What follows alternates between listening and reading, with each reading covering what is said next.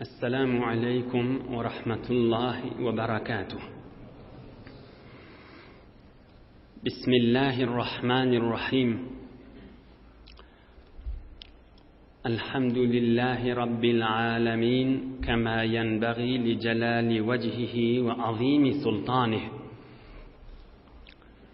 الحمد لله الذي هدانا لهذا وما كنا لنهتدي لولا أن هدانا الله، حمدا كثيرا طيبا مباركا فيه. الحمد لله عدد خلقه ورضا نفسه وزنة عرشه ومداد كلماته. اللهم صل وسلم على حبيبنا وشفيعنا شفيع المذنبين سيدنا سيد المرسلين إمام المتقين أمير الأنبياء سلطان الأولياء سندنا محمد النبي الأمي الأمين وعلى آله وأصحابه وأتباعه أجمعين. لا أسألكم عليه أجرا إن أجري إلا على رب العالمين. اللهم وفقني لبيان ما يحتاج الحاضرون إليه وما يصلح أحوالهم. إلهي أنت مقصودنا ورضاك مطلوبنا، فأعطنا كلنا محبتك ومعرفتك.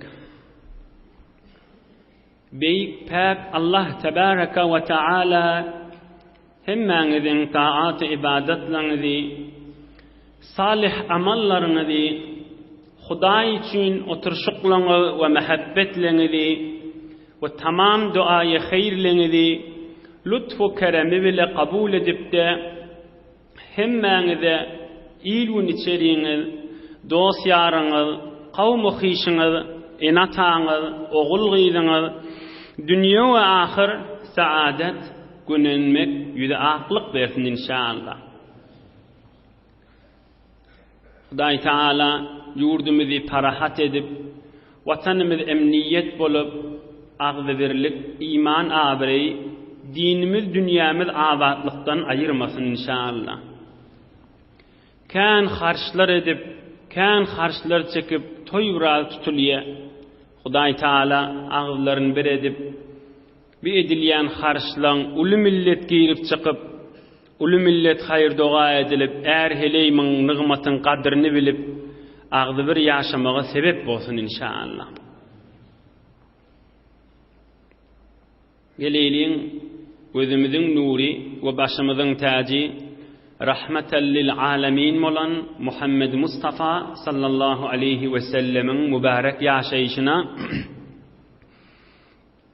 uli savaş in Resulullah'ın gıyın yağdaylarını geçirip Uhud urşunun ahırkı yağdayları. Nahun bir gecede Uhud meydanına, Uhud dağın düğünündeki yağdayla tamam olup inniki hefteden inşallah Medine-i Münevvere'ye gaşin öğürülüp qaytacağını Huday kokluduğundan hizmetine de yetirir inşallah. وبعد أن انسحب جيش المشركين من أرض المعركة أرسل رسول الله صلى الله عليه وسلم عليا المرتضى رضي الله عنه لمعرفة اتجاه العدو.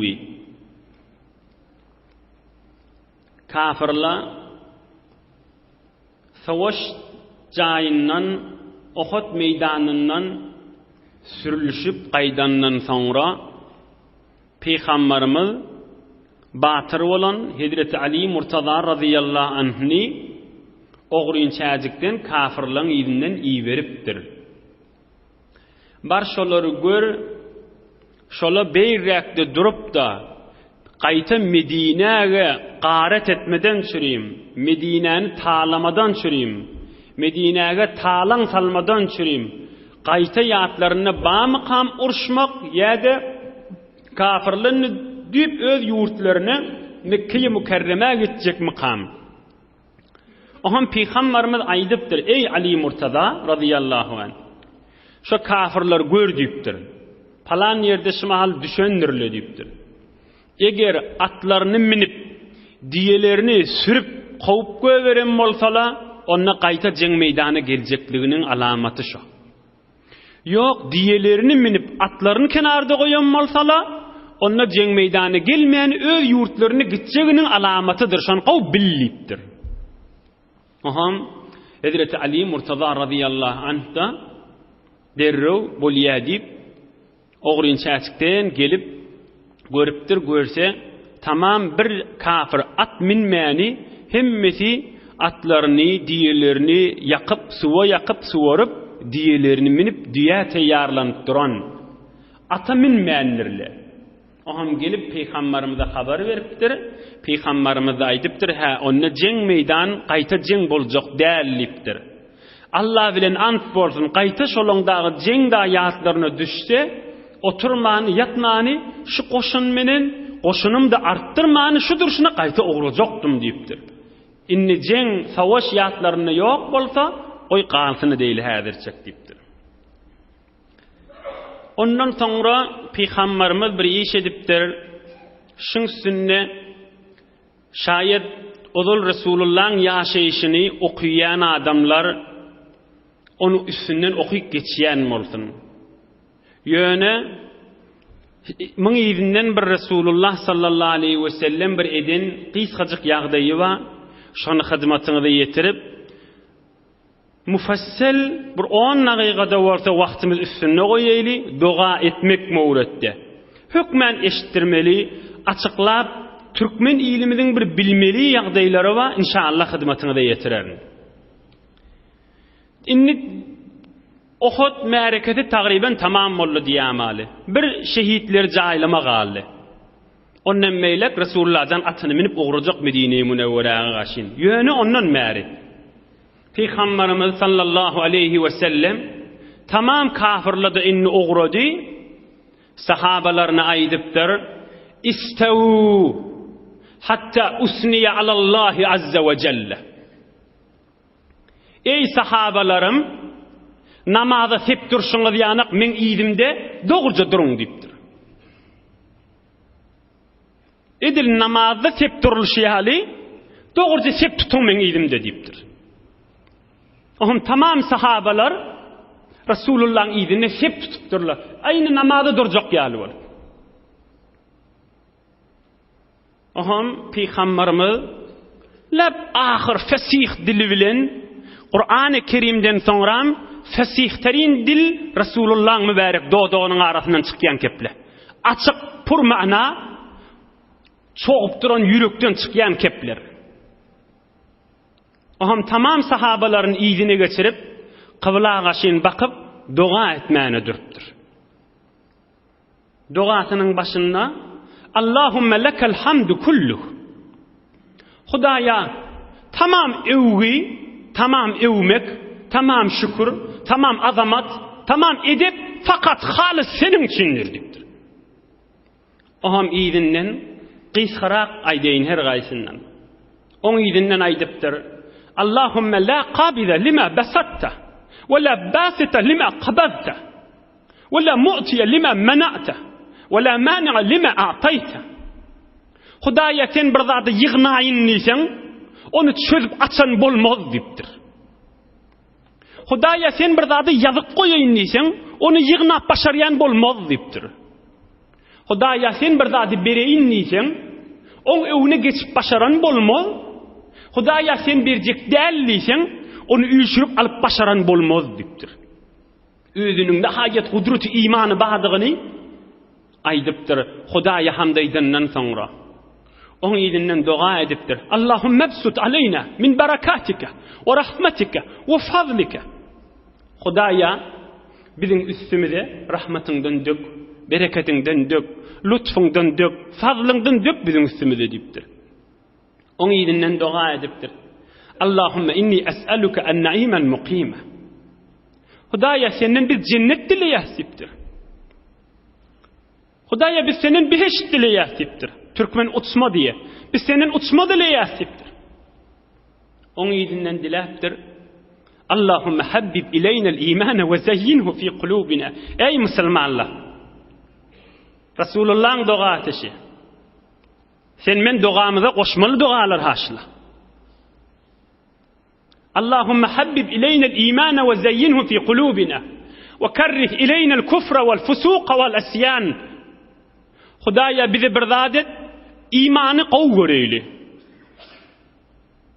İman bizim kalbimizi yalfırlap dursun. Ohan bir kafirlik yokuş göreyli. Günah etmeni yokuş göreyli. Hudaýyň dininden çykmany yokuş göreyli. Şunu bizim kalbimizde koy dipdir. Onun izinden dua edipdir. Allahümme tevaffena muslimin ve elhiqna bis salihin.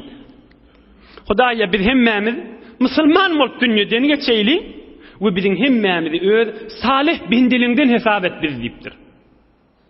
Ohm ahirinde da Allahümme qatilil kafara ellezine yukezzibuna rusulaka. Hudaýa ol kafirler ikesen peygamberlerine yalanlayıp kafirlik bilen yaşap kesbäle özüň biziň dadymyza ýetişip bidep kömek ber kafirler gyrmadan çürüýüm diýipdir. Eýşi dogalaň içinde häzir doga girmäýli. Ey bir Rasulullah Hudaý Taalaň azamatynyň beraberine edip goýşuny özde. Yoksa jeň meydanından öwürlekana şu mahrum içinde ay Hudaýa şükür jeň meydanlarda bizre bolýar da Hudaýa şükür ay bolar ýene de galanymyz ba bir zat mahrum salana. Hudaý Taalaň beraberine etjek dogatyny we etjek Hudaýa şükür etjek diýip namaza tep durşýany owudullygy sahabalaryny edep öwretýär. Yerdäki we göýüňdäki tamam mahlukatlary edep öwretýär. İnniden soň sen men ýanyk inni kiljik musulmanlary edep öwretýär. İstew diýipdir. Ey sahabalam namaza durjak ýanyk sep tutuň diýipdir.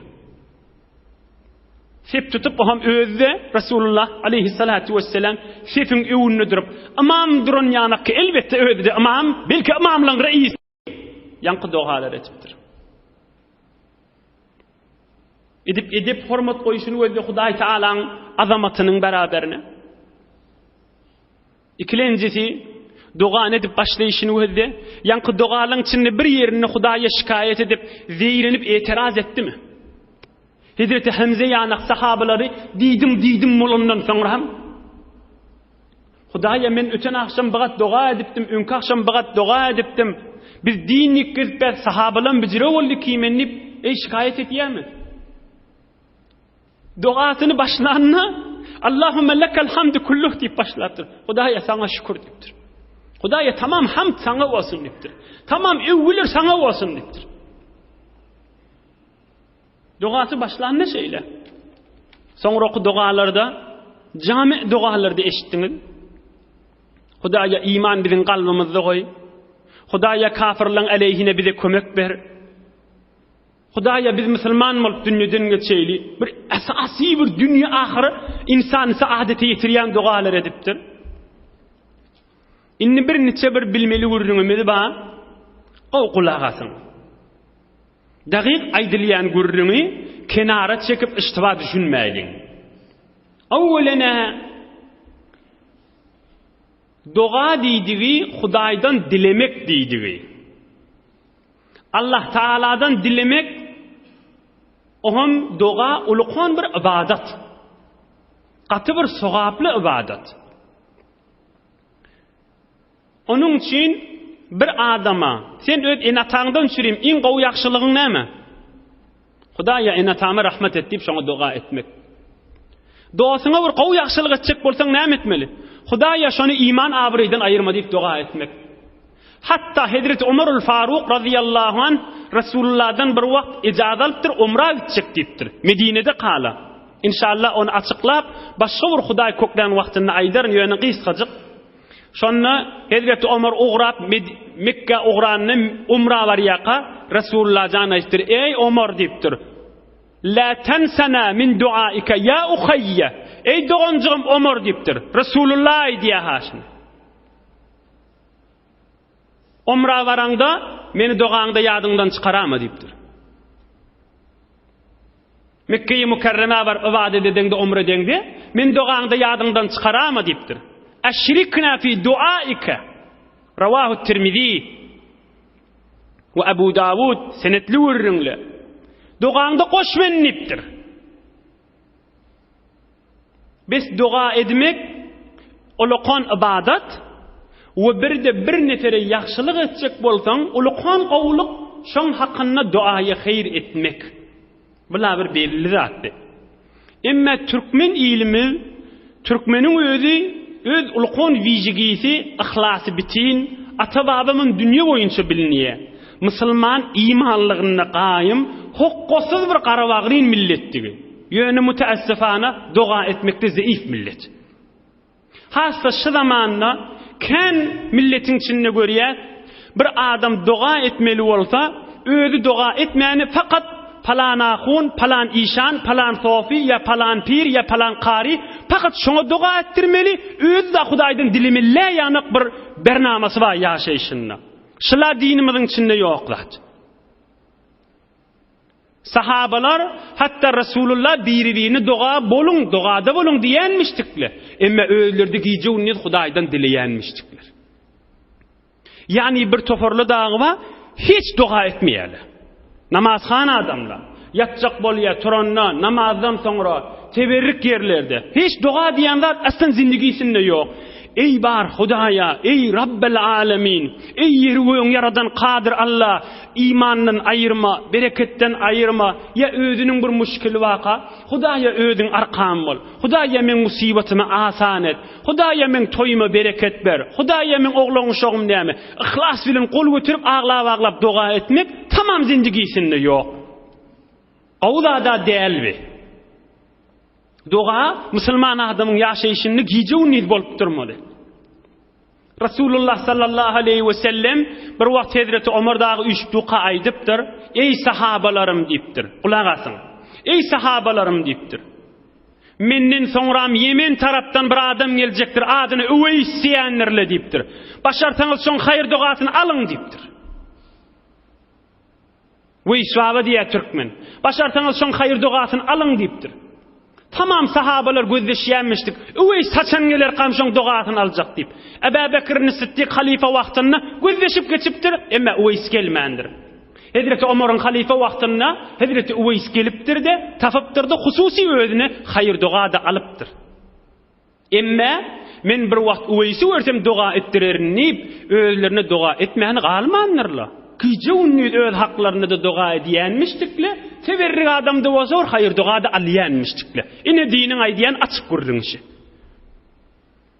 Bizire däl ki öz bikulli bernamaňdan dua etmäni aýryp, fakat falan ahun, falan pir, falan işan, falan sofi, falan ahun men dua etdirjek, öz zindigiňden duany aýyrjak. Beýdmäýin. Dua etmeň özü bir ulaqan ibadat hakim. Resulullah'dan tamam ýagdaýynda dua edenni hususy özünden çirimde dua kan edýänmişdik. Hususy özünde kan dualar bar Resulullah'dan. Inni es'aluka diýänmişdik. Ey bar Hudaýa men özümden çirim dileýän diýänmişdik. Bizi özümizden çirim kan dua etmeli. Özümizden çirim kan dilemeli. Teberrik adamlardan hayır dua almak da Resulullah'ın özünden merbadat. O dinne yok demek katı hata, belki galatdır. Emma ahirki jewrüň Resulullah'ın duası barada aýtman geçtim buljak diýär. Kan oham türkmen ilimi duada zayıf da näme diýip men dua bilemek diýär. Aw düşüneýliň şu wurdyňa. Dua diýäniň bir bilinýän zat därahim. Dua diýäniň okulýan zat därahim. Dua diýmege Hudaýdan dilemek. Dua diýäniň meselen bir sura bolsa, Qur'an-ı Kerim'in bir sefesi bolsa, men onu bilemek diýip otursaň, dua diýdi öz diliň menen Hudaýdan ihlas bilen dilemek. Men bilemek ýok ki bu wurdyň. Sen näme müşkil, näme dilejegiňme Hudaýdan, näme istegiňme, şonu öz diliň menen ewunden ýerinden Resulullah'a salavat aýtdy, Hudaýdan dile. Şuna dua diýärler. Hökmen bir awadan dillen arabiçelep bir näçe lafızlar üýüşürip, şoňa etmek duamy qadip de duadan galagamaylyň. Bir onu da türkmençe de bilmeýäňden ya şidirek meclislerde eşitýän Resulullah'ın şidiri awadan dualary barmyşdy. Hudaýa kalbimizi imandan dolu et. Hudaýa kafirligi ýokuş göreyli. Hudaýa musulman bolup dünýeden geçeyli. Hudaýa bizi salih bendelerinden hesap et. Hudaya öyüm bereketten doldur. Hudaya öyüm nurdan doldur. Hudaya kabrımı nurdan doldur. Hudaya kıyamadım asan morsun. Cennete girmem asan morsun. Yazda yaz, şunu atmak asan ki. Bunu dilemek asan ki. O men doğa bilemek deyip de ulukon abadat bolan doğadan qalmak, ulukon bir nığmattan qalmaktır. Qalmayling bir nığmattan. Eýämden lütfü rahmet babını açmak, acaptır bendetinden munça kaçmak. Hudaýyň gapsy açykdy, menden dileň diýip, Hudaýdan dileseňde, ya dünýäňizde, ya kabryňyzda, ya kıyamatyňyzda bererin diýipdir Hudaý Taala. Yo men doga bilemek diýip oturmak, ulukon rahmatdan qalmakdyr. İnhe doga mewretde açyk bir bilmeli ýagdaýlamaz boldy. Hulasa Rasulullah sallallahu aleyhi ve sellem Uhud urşu tamam bolandan soňra edip bilen, hormat bilen sahabalaryny arkalaryna geçirip namaza durjak ýany sep tutup Hudaýa şükür diýip de Allahdan dilemäne durupdyr. Doga biradan ne etdi? Ondan soň ve eşrafe Rasulullah sallallahu aleyhi ve sellem ala şuhada'i. Aham şehitlerin üstüne varıptır. Tamam sahabalar şehitlerde yatı yerde. Aham aydıptır. Ana şehidun ala haulai. Men inşaallah kıyamet şulara şayat diptir. Şular din üçün, Hudaý üçün, Peygamber üçün oğluň şoğun koyup kanlarını döküp şehit bolarlar. Mene kıyamatta şayat bolacak Hudaýyň ýanynda diptir. Ey sahabalarım görürsünüz diptir. Kıyamet gününe şula turanna el ganap duramasa elinden gan akıp içine yaratşanmasa içinden kellehine yaratşanmasa kellehinden gan akıp çoğup Hudaýa gaşyn turup bar ýerlerini görürsünüz. El-lawn lawnud dam we-rih rihul misk. Gana akıp duranlar kıyamatda görürsünüz atyrşylaryň üstülerinden kokyp duran dipdir. O ham aýdypdyr, gelin jaýlaýlyň dipdir. Gelin jaýlaýlyň diýmäke her kim öz meýitini, öz şehidini atyna diýetine mindirip Medine gidip jaýlajakmışdyklar sahabalar. Peygamberimiz aýdypdyr, öwürden goýuň diýipdir. Tamam şu Uhud urşunyna şehit bolanlary şu özüniň ýykylan ýerini goýuň şu taýda jaýlandypdyr. Ýumaň dem diýipdir. Şol egin maşy bilen jaýlan diýipdir. Goý kıyamatda da şodur şunu tursunlar diýipdir. Ýöne demirden egin maşlar bolsa çykaryň diýipdir. Galyň geyim ýanyk, galyň içmek ýanyk, galyň egin maşy bolsa çykaryň diýipdir. Ýöne atdy berke egin maşy bolsa çykarmaň, oý şoňa kefende tap bolasyn diýipdir. Şu kanlary bilen ýumany jaýlan diýipdir. Kıyamatda da goý şodur şunu tursunlar, yatan ýerlerinden tursunlar diýipdir. Üýşürip Medinäge kyçak bolup ýörmäň diýipdir. Umra giden, hacca giden inşallah gaýty ýene gider, gitmediňizde gidersiňiz, şu Hudaý Uhud öz başyna yatandyr. Uhud dagyň düýbünde şu Hudaý Uhud diýip saýlanyp durandyrlar. Medine-i Munawwaraňda daşynda. Sol Rasulullahyň buýrugy. Şu şehit bolan ýerlerine jaýlanyp, şodur şuna galmaly dipdirler. O ham sahabalar yaralyken, ýadaw, ol şehitliň her gaýsyny gabrga jaýlajak bolsalar beter kyn boljak. وكان صلى الله عليه وسلم يدفن الاثنين والثلاثة في قبر واحد. Şuhadaý Uhud'un gynçylygy kän bolupdyr. 2-den 3-den bir kabrda jaýlagan diýipdir. Şuhadaý Uhud şehit bolandan 40 ýyl 50 ýyl soňra bir wagt şu taýdan bir kanal apkeşi bolmaly bolupdyr. Şonda sahabalaryň iştibalyk bilen sahabalaryň biriniň aýagyna mala degip, ussaň malasy degip, sahabalaryň biriniň şu şehitliň biriniň aýagyna degip, bir salym jany sag, özümiz bir janymyz sag gedip bäs, aýagymyzda bir zat yara düşsänäm bolar. Kan namarda, kan çuwdyrar. Egil bir diri adam ýanyk aýagyndan çuwdyryp kan namany durupdyr. O ham sahabalaryň biride mübarek eli, mübarek yarasynyň üstündemişdik. On dogry goýýyldypdy, elin dogurlarlaryna şu elini aýran ýerinden çuwdyryp kan çykypdyr. Aham mübarek elini ýene de şol ýaraň üstüne goýarlaryna ýene kan durupdyr. Edil bir diri adam ýanyk bolup ýatan bolmaly. Elbetde şu mahalla öňkü ýanyk ýatýylar da. Şeş mahalla salymjak hiç bir ennamlarından qıllarından kemelmeni Hud Resulullah'ın özünün tezmin edmegi bilen yoksa Medine-i Münevvere'nin yeri qumi meyyitin cesedin basın haraplayadi. Şoň yerinin özünün hususiyaty şeýle, ýymşaklygy bilen özünün näme ýagdaýy bolýan bolsa, jografy ýagdaýdan yerin özünün hasiyetinden meyyit basın dargaýady Medine-i Münevvere'nin içinde. Emma şuhada-y Uhud salymjak ýatydy. Peygamberimiz sallallahu aleyhi ve sellem aýdypdyr, 2-den 3-den bir kabirde goýagaň diýipdir. Hatta Hazreti Hamza radıyallahu anh yegeni Abdullah ibn Jahsh bilen bir kabirde goýulypdyr. Yöne kabirde goýmaly bolanyny 2 ýagdaý bolupdyr. Rasulullah jan aýdypdyr, 2-3 kabirde jaýlamaly bolanyna Unzuru eyyuhum ekseru akhzan lil Qur'anil Kerimi. Lil Qur'anil Kerimi. Lil Qur'anil Kerimi. 2 şehit, 3 şehit teýarjak dudanny goýuljak bolup. Şonu goýjak bolanyna Peygamberimiz de öz mübarek bada aralaryna. 3 şehit demişi. Hani gözden şulan haýsy bir Qur'an-ı Kerimi ökdüdi we Qur'anyň tefsirini yetikdi we amal edýärdi. Şonu evvel goýun diýenmişdik. Yani şu kabrin içinde baş şol. Şu 2 neferin içinde baş şol. İmam şol. Ulusi şol. Yoksa bir daqiqa sonra onunla jaýlanjak ahim şon kaptalyna.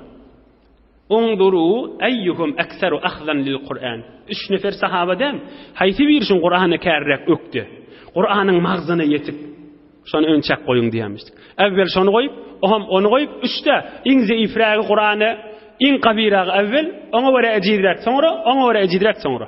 Şu ýagdaýda da Qur'an-ı Kerim'i ökdüräge Rasulullah hormat goýýarmışdy. Yeni bir bolan ýagdaý, Peygamberimiz sallallahu aleyhi ve sellem aýdypdyr, "Ow kulak asın. İdfinu Abdullah ibn Amr ibn el-Jarrah Haram ve Amr ibn el-Jamuh fi qabrin wahid lima beynehuma min as-safai." Kaza fi as-sirati al-halabiyya. Haýtdypdyr. Abdullah ibn Amr ibn el-Haram we Amr ibn el-Jamuh, Amr ibn el-Jamuh diýeni, ol paýtyklap, patanaklap jennete girjek diýen sahaba. Han getir on bärrek getirin diýipdir. Getir. Şu ikijigini bile kabirde goýun diýipdir. Şala dünýede bäkäde dostlar, kabirde de bile ýatyny ikisi diýipdir. Olar ondan bile giderdiler şala diýipdir. İki dostmuşdukle da. Lima beynehuma min as-safai fi dunya. Şula dünýede bäkäde dostlar, goý kabirde de bile ýatylar, kıyamatda da bile tursunlar diýipdir. رو بجو یار خدایی را تو زود چون چنان کردی خدا یار تو بود. نما گوی من ین خداییلق دوستم. رو بجو یار خدایی را تو زود بسم بر خدایی آدم بر دوست بهدنه چون چنان کردی خدا یار تو بود. şeysen خدای sen dostundur. خدای sen yarındır. Ne kadar qawda adam bir hudaýylyk dostu bolsa, ölünde de şoň bilen aýrylmasa, belki kıyamatda da şondan aýrylşmasa, belki cennetde de şondan aýrylşmasa, yoksa Hudaý Taala Qur'an-ı Kerim'de näme diye? Auzu billahi mineşşeytanirracim. İnne yevmel fasli kana miqata. Yevme ينفخ في الصور فتأتون أفواجا وفتحت السماء فكانت أبوابا إن يوم الفصل كان ميقاتا. Hudaýyň kelamyşy. Erheleyden, oğulgyzdan, ustad şagirtden, hemsayadan, dostdan tamam biri-birinin açylmalygyny hükmem geljek diýipdir Hudaý Taala. Eger biri-birinin açylmaly bolsalar, eger ikisiniň barmaly ýeri birdäk bolsalar, eger ikisiniň biri-biriniň amallary fark etýän bolsalar, hükmen açylmaly. Yawma yunfakhu fis-suri fatatuna afwaja. Kıyamatda forum bolup geljek, guruh bolup geljek diýipdir. Tamam asmanlarda açyljak diýipdir. Ne kadar qawdat adam şu dünýede bir Hudaýy dostu bolsa, ohum kabirde ve kıyamatda da açılış olanına yine de açılışmasa adam. O da näminin Hudaýylyk dost bilen. O da Qur'an-ı Kerimde ba, olorda okuyup manasyny aýtsam uzaga gitjek, gürrüňden çykmaly boljak. Hulasa Peýgamberimiz aýdypdyr, Abdullah ibn al-Haram ve Amr ibn al-Jamuh patanaklap cennete girecek diyen sahaba, ola bilegi diýediler, ikisi dostlar dipdir. Getir berrek dipdir, ikisini bile jaýlan dipdir. Emme ahirki Uhud urşunna we meýdanyna ahirki urun şunaýdyp da tamam eder. On ýerinden Medine-i Münewweräge Rasulullah'ın gewriljegi inşallah ol 2 hefte. Uhud urşy şemme gün bolupdy. Şembe gecesi, yani cumğun akşam, şol yankı 2 neferin biri var, 2 dosyň biri. Biri paýtyklar cennete girecek diyen o biri. Abdullah ibn Amr ibn al-Haram diyen sahaba, bir oğlu varmışdyk, Jabir diýip 7 gyzy varmışdyk. Uhud urşy gecesi erti Uhud urşy boljak. Diş wörpdir. Dişin gurrun däl ha, ewde kudrat gurrun ma. Diş wörpdir. Dişinne awwalin şehit bolýan özi Uhud meýdanynda. Fa ayqadha banatahu fil leyli yastawdi'uhunna akhiral leyla. Gecäň ahyrynda daňdan önçek 7 gyzy 7sinde turgypdyr. Jan gyzlam turuň diýipdir. Mena diş gördüm diýipdir. Dişimde awwalky öldürilýän şehit boljak men diýipdir. Astawdi'ukunna Allah'allazi la tadi'u wada'i'uhu. Size Allah'a tapşırdım diýipdir. Hudaýa tapşyrylan zat zaýa bolmaz, helak bolmaz diýipdir. Size Allah'a tapşırdım, hoş diýipdir. Cennete gaşyn mena barýan diýipdir. Aham bir ogly barmışdyk, ona da aýdypdyr, ey Jabir diýipdir. Oğlum diýipdir. Resulullah'dan soňram iň gowurýanym sen ýeriň ýüzünde diýipdir. Sana tapşyrygymşy, bira palanyya bir miktar berigim ma şonu awwalin fursatda wagtda berewer, bir de aýallygyňa ýagşylygy zulm edip eziýet berip bulara ağladyk goýama, kemçilik etme bulara diýipdir. Bolýa-da diýipdir. Aham daşaryk çykyp Uhud urşuna barýaqada dua edipdir. Allahumma khudh min dami hadal yawm hatta tarda. Hudaýa şunkun min ganymdan näçe döküljek bolsa döküldin, täten razi bolýansaň döküldin şun men ganymdan dipdir. O şehit de bolupdyr. Aham ogly Jabir aýdýa, şehitler jaýlanyp duqa bir waka bolupdyr. Şehitleri agdaryp jaýlap duqala, lamma qutila abi ja'altu akshifu an wajhihi wa abki. وجعل الأصحاب رضي الله عنهم ينهوني وهو صلى الله عليه وسلم لا ينهاني. Oham şehitlerin üstüne varıp dädemi tapıp yüzünü açıp yüzünü oturup ağlamağa durdum diye Jabir ötün akşamki dädesi ayarlı gollary bilen hoşlaşany we özü bilen hoşlaşany ýadyna düşüp ýüregi ağrıyan mommalla. Oham sahabalar beni beýtme diýerdiler. Emma Rasulullah maňa aglap durmada diýmezdi diýipdir. Zat diýmedi maňa Peýgamberimiz diýipdir. Sahabalar deý golumdan tutup beýtip durma, aglap durma diýerdiler. Wa huwa la yanhani. Peýgamberimiz de maňa aglap durma zat diýmedi diýipdir. Aham men ejekem geldi, ýani şu şehidin aýallygyny, o da aglamaga durdy, geldi diýipdir hakykat üstüne. Aham Peýgamberimiz aýdypdyr, tabkihi aw la tabkihi. ما زالت الملائكة تظلله بأجنحتها حتى رفعتموه رواه الإمام بخاري. Özüňiz bilýäňiz diýipdir, ağlarsyňyz, ağlamarsyňyz diýipdir. Iki gözüm menen görenli adam aý diýän diýipdir. Tä şonu siz götürüp bäriga alyp gaýtýançaňyz, tamam asmandan perişteler gelip ganaty bilen kölge berip şoňa rahmat ýanyk bolup üstüne duýdular diýipdir. Ey Jabir diýipdir. Näme hewer hawaň ýokdy sen diýipdir Peýgamberimiz. Şu şehidin ogly hany Jabir. Bergima aýallyg bolan gözde diýilen. Oham Hazreti Jabir aýdypdyr, ya Rasulullah. Dädem şehit boldy. Oham 7 däne aýallygyny maňa tapşyrdy. Bergim de ba diýdi. Özüm ýüregim agyrýar şoňa diýipdir. Tamam mesuliyet başyma düşdi diýipdir.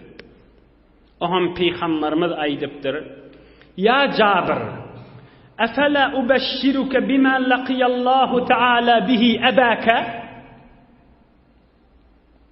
Ey Jabir diýipdir. Aya Hudaý Taala sen dädene ne forum ýagdaýa tataşdy şonu aýtmaýynmy saňa diýipdir. Yani sen dädene näme derejeler köküdi şonu aýdmaýynmy diýipdir. Onna aýt ya Rasulallah diýipdir. Dädem näme ýagdaýa düşdi diýipdir. Onna faqala sallallahu aleyhi ve sellem teberrukan okuyayn. Ma kallama Allahu Taala ahadan qattu illa min wara'i hijabin ve kallama abaka kifahan. Ey Cabir diýipdir. Peygamberlerden maşa bir adamı Hudaý Taala arada perde goýman kepläni perdeň arkasyndan keplerdi diýipdir. Emma sen dädene kepläni aradan perdeň aýryp keplet diýipdir. Mustaqim keplet diýipdir. O ham sen dädene aýtdy. Ya Cabir, ama alimta. Bilmeýän sen diýipdir. Hudaý Taala aýtdy, ya abdi, temenna aleyya utika. Hudaý Taala aradan bütün perdeni aýryp aýtdy. Ey bendem, näme arzuňma aýtsaňa bereýin diýdi. Oham sen däden aýtdy, ya Rabbi, tuhyini fa uqtala fika saniyatan. Ey bar Hudaýa, senin bir zat dileýän diýipdir. Maňa jan ber, dünýä iýber, aýty öläýin diýipdir sen ýolunda diýipdir. Faqala Rabbu subhanahu ve taala, Allah Taala aýtdy, innehu sabaqa minni annahum ilayha la yurja'un. Ýok diýipdir. Men uzun hükmüm kesilipdir. Dünýeden ýürlenden soňra gaýta barmaläden diýipdir. Başga arzu dile diýipdir. Başga näme arzuň ma diýipdir. Faqala ya Rabbi, ablig man wara'i. Barp özüm barp aýdasym gelýär, Hudaý maňa şeýle derejeleri berdi diýip, Hudaýa sen men tarapdan adamlara tamam hemmesine habar berdi diýipdir.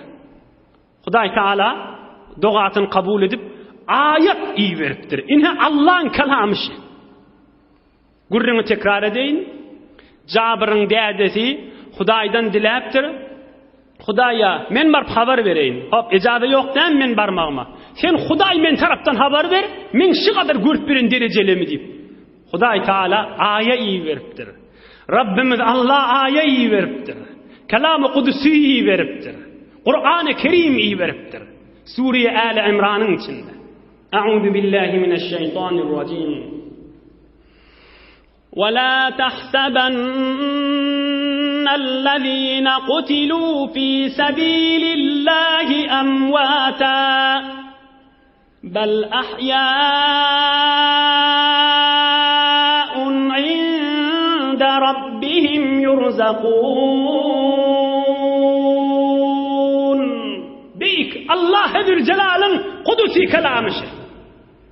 وَلَا تَحْسَبَنَّ الَّذ۪ينَ قُتِلُوا ف۪ي سَب۪يلِ اللّٰهِ اَمْوَاتًا. Hudaý ayeyi verttirham Cabir'in dädesinin tarafından. Ey Muhammed Mustafa, hiyal edama Resulullah'a aytıptu, yani tamam adamlara. اَلَّذ۪ينَ قُتِلُوا ف۪ي سَب۪يلِ اللّٰهِ Hudaý yolunu öldürülen adamlar emvate ölüm kadiyama. Ey Kur'an-ı Kerim haşi 169. ayet Sure Ali İmran bardan Kur'an-ı Kerim açtan manasını ödden. Qayta manasını aydın. Ve la tahsabenne hiç vakt hiyal edama ellezine kutilû fî sebîlillâhi Hudaý yolunu öldürülen adamlar emvate ölüm kadiyama deyiptir. Hudaýyň kelamışı. Allah Taala'nın kelamışı. İyidi bel ahya'un belki diriş olu deyiptir. İyidi inde rabbihim Hudaýyň ýanyna beter dereceler olakan yurzakun cennetten şu mahalla hayırlanıp dolu kıyamattan öncek. Allah Taala'nın kelamışı. Her kim ıhtiradı var Hudaýyň kelamına ıhtiradı var. İnde rabbihim Hudaýyň ýanyna dereceleri var yurzakun şeş mahal ölü wagtdyr diýäsabyn şu mahalla cennetten hayırlanıp dolu deyipdir. Hudaý Taala ayeyi verttir. Cabir sen däden aşy ýagdaýda diýipdir. Indi ağlasan ağlaga diýipdir. Sen däden ýagdaý ýaşy diýipdir. Hudaý Taala Cabir'in dädesinin tarafından habar verttir. Inheşiya öýdi gelip kefeni qany bilen bulaşyk gelse ananardyk. Ondan beter Allah Taala'nın kelamından anarız. Öyle gelse şayet gözümüz yanlışsın, şayet kulağımız yanlışsın. Ama Allah Teala'nın kelamına yanlışmayız. Hudaýyň birin aýady öýdi gelip kefenine bulaşıp, kanına bulaşıp, ey men cennette ýatyn diýmede ananardyk. Hudaýyň kelamyna ondan beter ananardyk. Şon bizim mümin musulman Allah Teala imanymyz we muhabbetimiz bar. Inhe şolar bir hakykat görürüm. Şolar bir dogryja cennete giripdirler şu dünýede. Şu mahalla şola cennetiň nygmatyndan haýyrlanıp durlar. Şeş mahal. Hudaý aýdy Qur'an-ı Kerimde. Ondan için cesetlerde sağlam. Ruhlarda cennetin içinde. Yani adam özümüzün şu dünyanın içinde şu mahal adacık fırsatımız da var. Bir bennelere fırsatın kadrini bilipdirler. Şu dünyada da cennete giripdirler. Bunlara fırsatı ellendirmeyendirler. Onun bunun keyfine ağırlanmayandirler. Onun bunun gülküsüne ağırlanmayandirler. Onun bunun acıbı cigurluğuna ağırlanmayandirler. Hudaý Taala'nın gaýym kelamyna gaýym ýaşytdyrlar. Hudaýyň kelamynyň nury bilen galplaryny nurlandyrypdyrlar. Ýüzlerini nurlandyrypdyrlar. Etigallaryny nurlandyrypdyrlar we asmana gaşyn gidip gönenipdirler. Şulara bir hakykat gördüm. Eýämden lütf rahmat babyn açmak, ajapdyr bendisinden munça açmak. Ey sofalla ýaryşan nagat gawaý diýe. Eýämden lütf rahmat babyn açmak, Hudaýa gafiny açyp goýupdyr. Ajapdyr bendisinden munça açmak. Bir wagtda bir jawan oglanmamışda. Mundaýdan tamam edeýin. Ey musulman, gulagyň aç.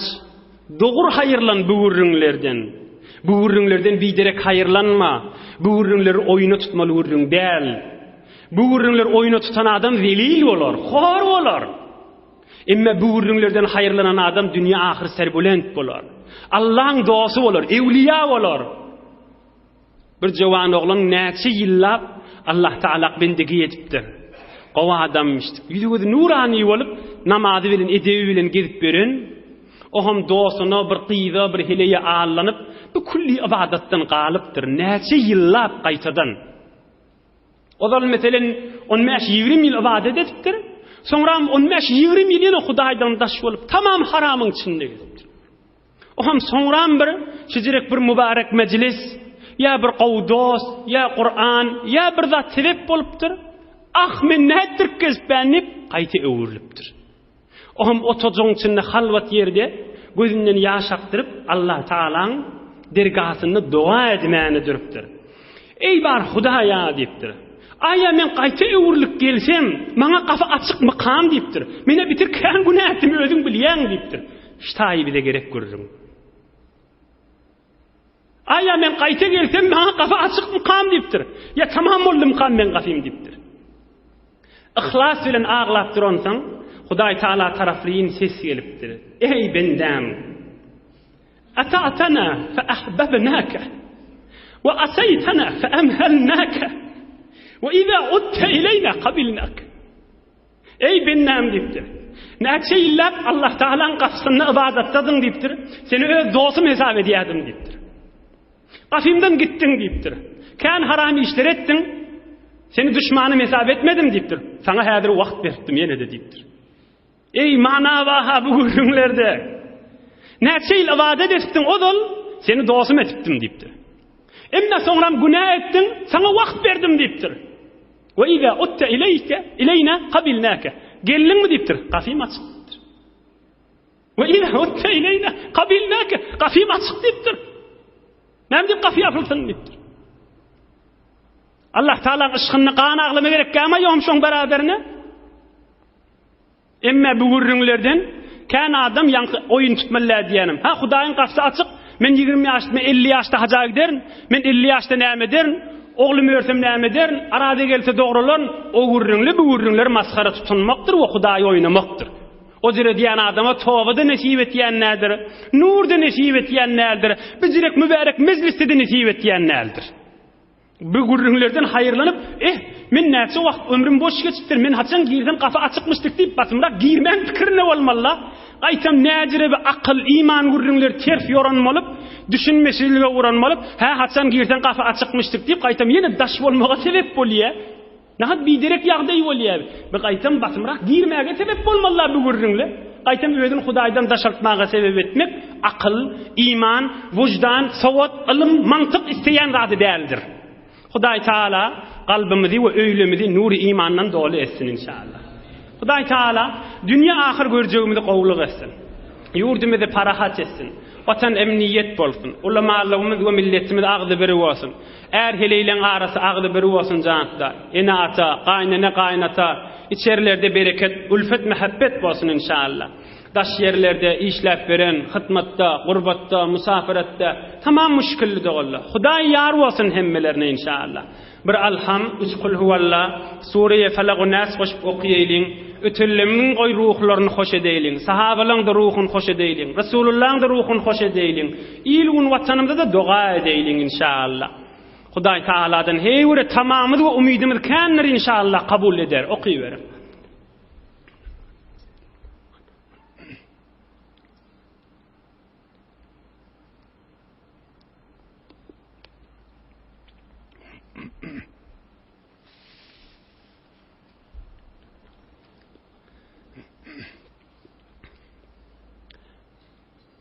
سبحان ربك رب العزة عما يصفون وسلام على المرسلين والحمد لله رب العالمين. إلهنا لا إله آمين. دعاء إلهي آمين. إلهي آمين. إلهنا هلاخون إلهي آمين. دعاء إلهي آمين. قبول إن شاء الله. آمين جان خداي. İçeride dışarıda ilun vatanımda dua et. Kabul إن شاء الله.